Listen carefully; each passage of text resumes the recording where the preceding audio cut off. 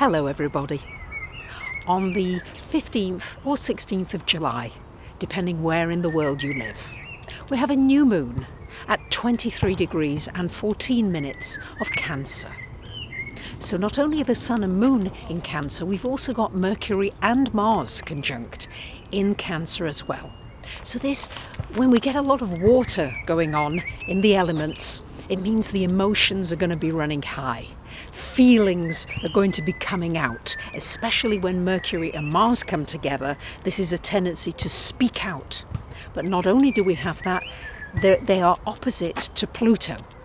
So there could be some angry words. There could be something that comes out, just has to be released. Because not only do we have that going on, we've also got a square with Uranus. So we've got a T-square happening in the heavens between the 15th of the month and the 25th of July. So chances are we're going to see more tension between the banks, the corporations, the corruption that's going on in governments. That's the Pluto in Capricorn energy. And opposite all this Cancer energy. And this Cancer energy is going to trigger people's security, stability. We're seeing it now with everything that's been happening in Greece. The tensions, the terrible terrorist attacks that we've seen in succession in this last week or two. So many things are bringing tensions out and up.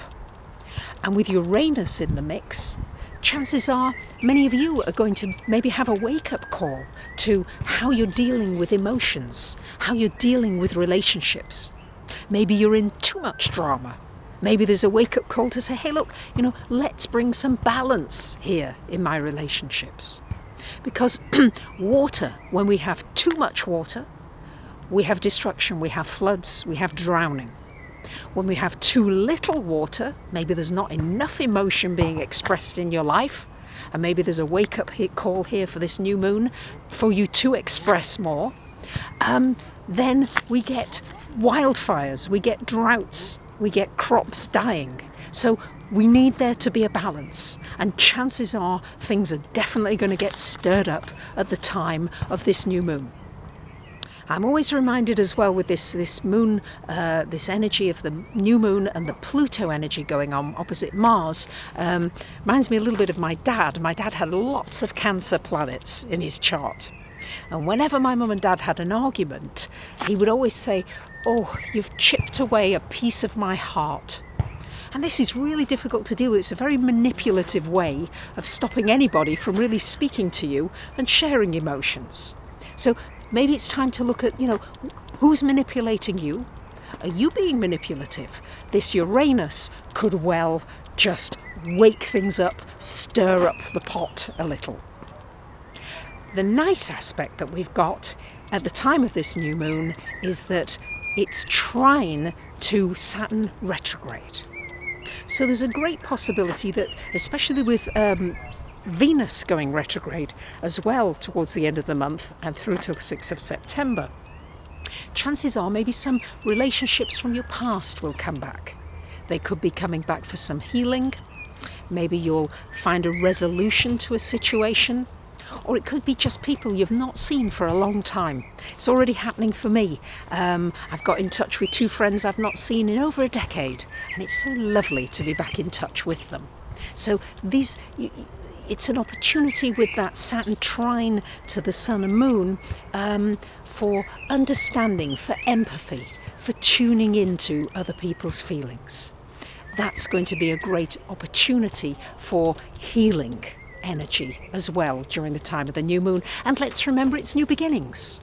For me, it's actually falling pretty much on my ascendant. So it's new beginnings for me in how I look, how I present myself, how I speak. I'm going to get an opportunity to change a lot of things, and I hope you're going to enjoy some of that. So for you, where is it in your chart?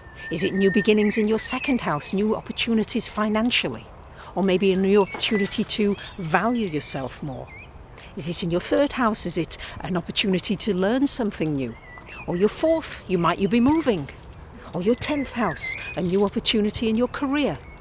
As many of you know, I highly recommend Pam Gregory's excellent 2-part tutorial on how to find that transiting full moon and new moon in your chart. It's timeless, it's something you can use all of the time, because it is important to know where that new moon falls for you, because it's the start of something. So here in England, we've got a typical British summer. We've had a heat wave where the trains have been on go slow because they've been worried about the tracks melting. And today we had a lovely downpour of rain just to make sure we still have a lovely green and pleasant land. So I shall leave you with some shots of the park this evening in the south of England. I wish you a very happy new moon in Cancer. Bye for now.